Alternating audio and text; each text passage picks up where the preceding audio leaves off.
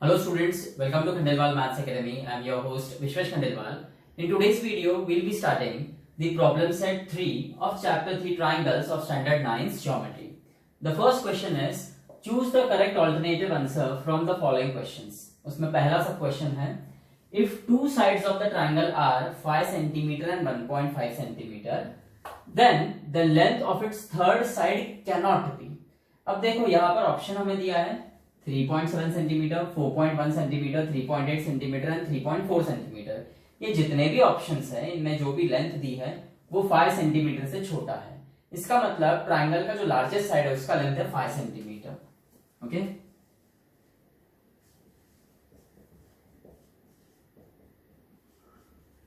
अब जो दो साइड्स बच जाते हैं ऑब्वियसली वो लार्जेस्ट साइड के लेंथ से उनका लेंथ कम रहेगा। सो उसमें से एक साइड का लेंथ 1.5 सेंटीमीटर है। अब हम एक थ्योरम देख चुके हैं कि यदि एक ट्राइंगल है तो ट्राइंगल में जो दो छोटे साइड्स होते हैं उनके लेंथ का addition is always greater than the length of the largest side. अब length of largest side is 5 centimetre, एक छोटा साइड है 1.5 सेंटीमीटर, बराबर है। सो दूसरा जो छोटा साइड है उसका लेंथ ऐसा होना चाहिए कि उसे अगर 1.5 में हम ऐड करते हैं तो वो आंसर 5 सेंटीमीटर से बड़ा आना चाहिए। तो अब देखो 1.5 प्लस 3.7 क्या होता है, ये 5.2 which is greater than 5. Then 1.5 plus 4.1 it is actually 5.6 which is again greater than 5. Then 1.5 plus 3.8 is 5.3 which is again greater than 5. So यदि आप 1.5 के साथ 3.7 सेंटीमीटर जोड़ते हो तो भी वो 5.2 आ रहा है which is greater than 5। यदि आप 1.5 के साथ 4.1 जोड़ते हो तो 5.6 आ रहा है which is again greater than 5, चलेगा ये। 1.5 के साथ आप 3.8 जोड़ते हो तो वो 5.3 आ रहा है which is again greater than 5। और अब 1.5 के साथ हम जोड़ेंगे last option 3.4 which will be 4.9 और ये 5 से छोटा रहेगा। जबकि कंडीशन क्या है, जो दो छोटे साइड्स है ट्राइंगल के उनके लेंथ का addition should be greater than length of the largest side, पर यहाँ पे वो कंडीशन सेटिस्फाई नहीं हो रही है। तो option D is your answer, मतलब उस ट्राइंगल का थर्ड साइड 3.4 सेंटीमीटर नहीं हो सकता है। ओके, सेकंड सम देखो, in triangle PQR if angle R is greater than angle Q then. अब देखो ये ऑप्शंस बाद में देखेंगे, सबसे पहले हमको क्या बोला है, angle R is greater than angle Q। So obviously angle R का जो अपोजिट साइड रहेगा, okay, that will be PQ, will be greater than angle Q का opposite side that is PR। अब PQ ग्रेटर देन PR कहा है, देखो option D is your answer, खत्म। Okay, third question देखो, in triangle TPQ angle T 65 degree, angle P is 95 degree, then which of the following is a true statement. अब देखो यहां पर angle T 65 degree है, एंगल P 95 डिग्री है, दोनों का एडिशन जो है वो 160 डिग्री होगा, तो ऑब्वियसली जो एंगल Q रहेगा दैट विल बी 20 डिग्री। इसका मतलब angle Q is less than angle T is less than angle P। मतलब ये जो एंगल Q दिख रहा है इसके सामने वाला साइड रहेगा PT, अपोजिट साइड इसका, is less than angle T का अपोजिट साइड रहेगा PQ, is less than angle P का अपोजिट साइड रहेगा QT। Okay, which of the following is a true statement। अब देख लो यहाँ पर this PQ is less than TP नहीं, है फॉल्स है। PQ less than TQ ये सही है, देखो PQ less than TQ, TQ less than PT नहीं, ये इनकरेक्ट है। और ऑप्शन डी भी देख लो, PQ less than QT तो है पर it is not less than TP। Okay, so option D is your answer. Okay, question 2 देखो, given triangle ABC is an isosceles triangle in which AB is equal to AC, segment BD and segment C are medians, to show BD equal to C। अब देखो text book में figure नहीं दिया है तो figure हमें खुद से ड्रॉ करना है। सो आप एक ट्राइंगल ड्रॉ करो और ये ट्राइंगल आइसोसीलियस ट्राइंगल है जिसमें AB is equal to AC। Okay, PD and C are medians, सो इस B पॉइंट से एक मीडियन ड्रॉ करो आप on the opposite segment AC। So BD is median on side AC, therefore AD equal to CD रहेगा। और वैसे ही सी median है, तो obviously it will be median on the opposite side A B. Okay, C is median on side A B, therefore A is equal to B रहेगा। Okay, अब हमें proof क्या करना है, B D equal to C. अब देखो यहाँ पे बी डी और सी दो साइड्स है दो अलग अलग ट्राइंगल्स की, और दो अलग अलग ट्राइंगल्स के दो अलग अलग साइड्स हमें कॉन्ग्रुएंट प्रूफ करना है, तो दोनों ट्राइंगल्स कॉन्ग्रुएंट प्रूफ करना पड़ेंगे। अब यहाँ पर बी डी जो है वो कौन से ट्राइंगल का साइड है, सो वो दो अलग अलग ट्राइंगल्स का साइड है, एक तो अपर ट्राइंगल एईसी, दूसरा लोअर ट्राइंगल बीईसी। और वैसे ही सी भी दो ट्राइंगल्स का साइड है, एक तो अपर ट्राइंगल एडीबी, दूसरा लोअर ट्राइंगल सीडीबी। तो एक तो pair of upper triangles congruent बताने पड़ेंगे या pair of lower triangles congruent बताने पड़ेंगे। ओके, और इस केस में हम पेयर ऑफ अपर ट्राइंगल्स भी कॉन्ग्रुएंट बता सकते हैं और पेयर ऑफ लोअर ट्राइंगल्स भी कॉन्ग्रुएंट बता सकते हैं। तो हम दो मेथड से ये सम सॉल्व करेंगे। मेथड 1 देखो, इसमें हम ये जो अपर ट्राइंगल्स है, okay, pair of upper triangles ये कॉन्ग्रुएंट बताएंगे, ट्राइंगल एईसी और ट्राइंगल एडीबी कॉन्ग्रुएंट बताएंगे। अब देखो ट्राइंगल कॉन्ग्रुएंट बताने के टोटल 5 टेस्ट है। ओके, एसएसएस, एसएएस, एएसए, एसएए और हाइपोटेन्यूज साइड टेस्ट। अब यहां पर यदि आप गौर से इन दोनों फिगर्स को देखोगे, ट्राइंगल एईसी और ट्राइंगल एडीबी, देखो एईसी और एडीबी, तो AC is congruent to AB, जो दिया ही है। ओके, और ये angle EAC will be congruent to angle DAB, common angle है। ओके, सो एसए है ना, टेस्ट कैसा बन रहा है, एसए, तो अब इसके बाद या तो एसए आना चाहिए या एसएएस आना चाहिए, बराबर है। अब एसएए की अगर बात करते हो तो angle AEC should be congruent to angle ADB, जो ना दिया है और ना हम अभी बता सकते हैं। सो ऑब्वियसली एसएएस टेस्ट से ही हम ये दोनों ट्राइंगल कॉन्ग्रुएंट बताएंगे, पर एसएएस टेस्ट के लिए ये AE should be congruent to AD, AE should be congruent to AD, वो दिया तो नहीं है पर हम बता सकते हैं। कैसे, ध्यान दो आप, in triangle ABC segment BD is median on side AC. This is given. इसका मतलब AD equal to CD and both are half of AC. इसे वन नाम दे दो। ओके, फिर segment CE is median on side AB. Again this is given. Therefore AE is equal to B and again both are half of AB. इसे आप 2 नाम दे दो। Okay, और अब AB equal to AC, this is given, ये तो given है।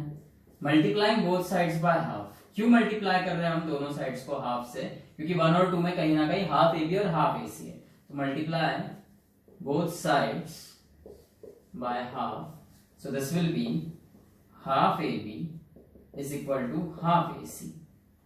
सो from 1 and 2 हम हाफ AB की जगह क्या लिखेंगे, या तो A या तो B। अब देखो A या B हमारे कोई भी काम का नहीं है, वो लोअर ट्रायंगल का पार्ट है, यहां पर B नहीं आ रहा है, तो हम सिर्फ A ही लेंगे। हाफ AB के जगह हम A ही लेंगे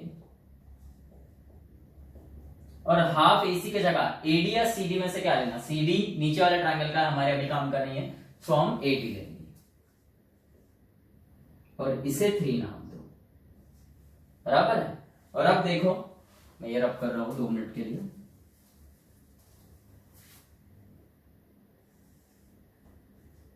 इन triangle AEC, okay, in triangle AEC and triangle ADB correspondence बराबर है, AEC ADB A is equal to AD है।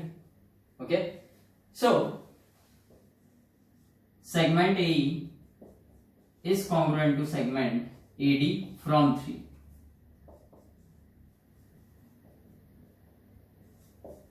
Okay, AE is congruent to AD. बाद में angle EAC, this one is congruent to angle DAB, this one. और आप गौर से देखो ये EAD सॉरी EAC एंगल और DAB angle they are common angles.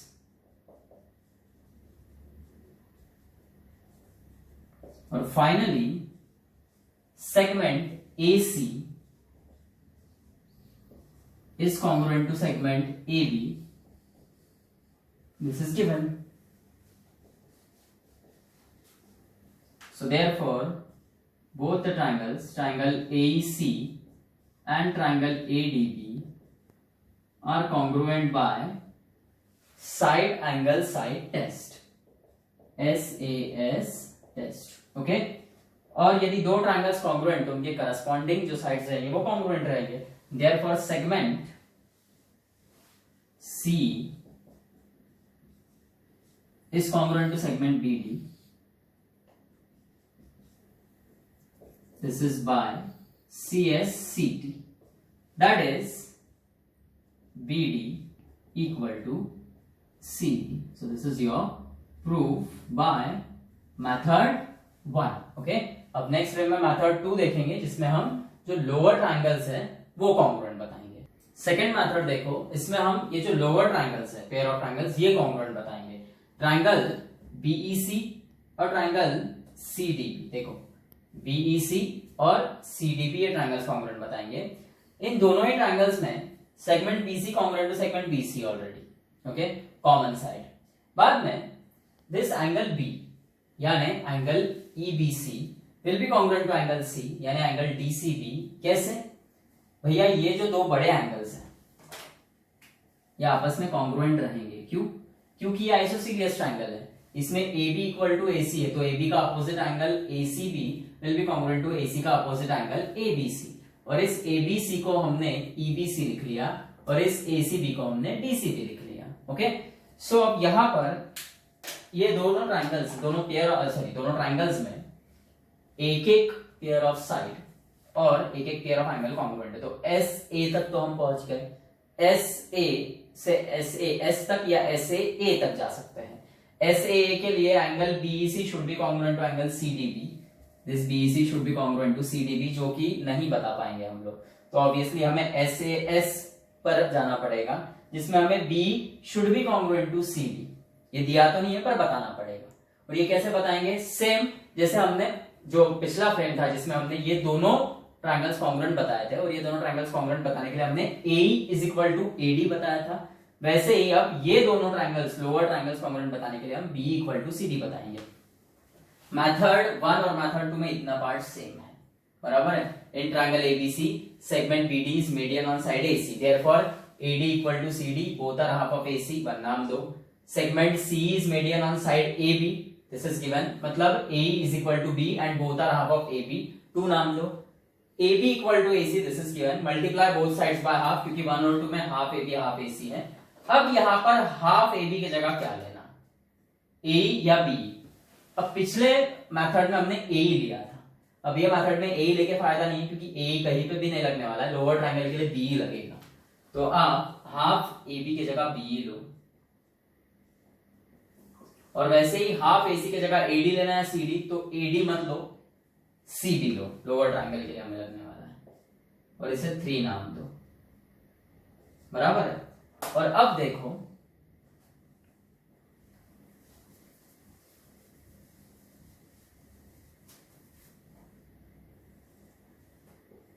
In triangle BEC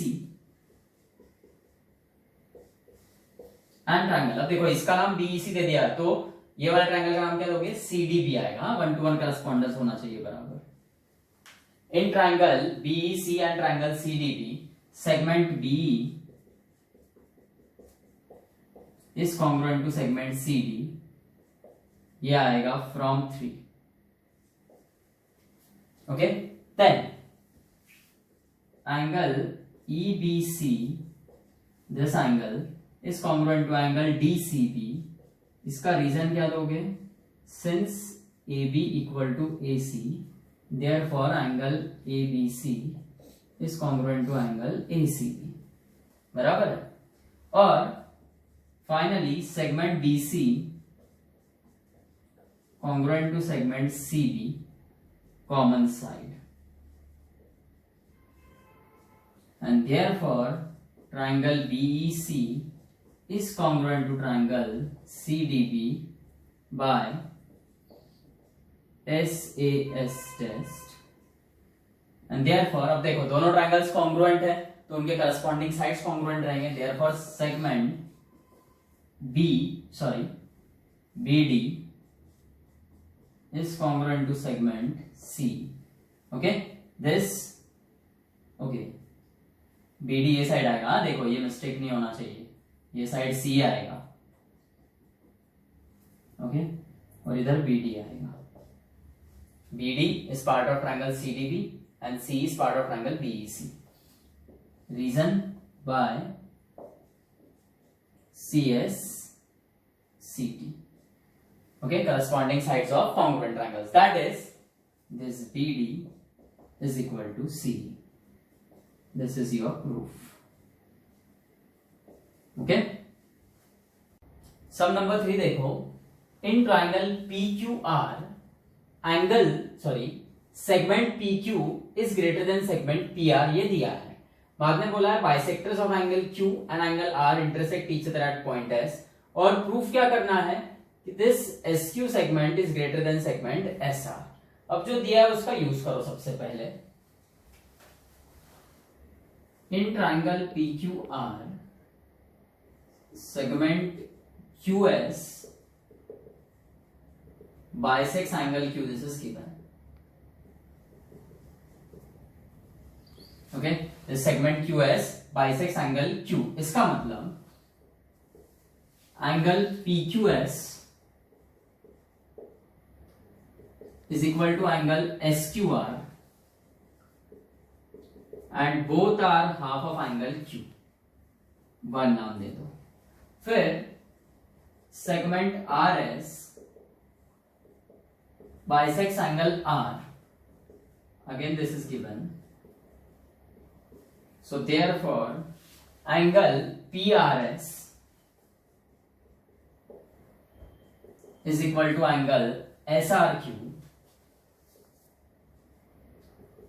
and both will be half of angle R. इसे 2 नाम दे दो.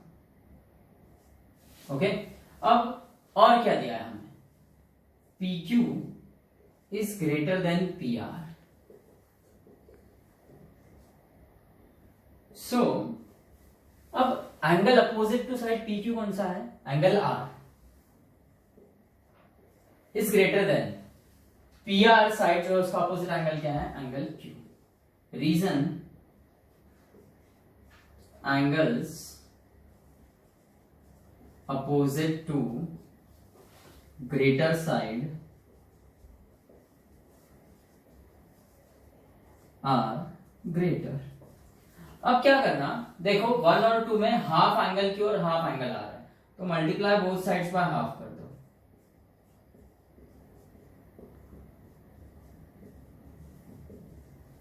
So therefore half angle R is greater than half angle Q.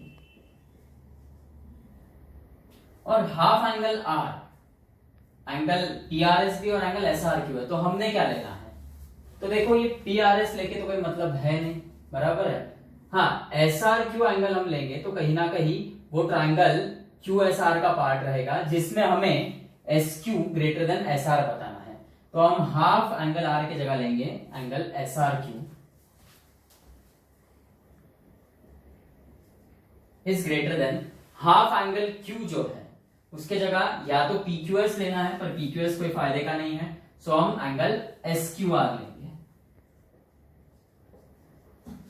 Okay, so now in triangle SQR, angle SRQ is greater than angle SQR. तो angle SRQ का opposite side, this SQ will be greater than SQR का opposite side SR.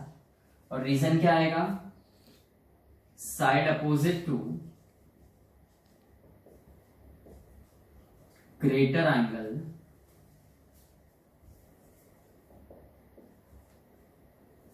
is greater. Okay, तो ये आपका proof है.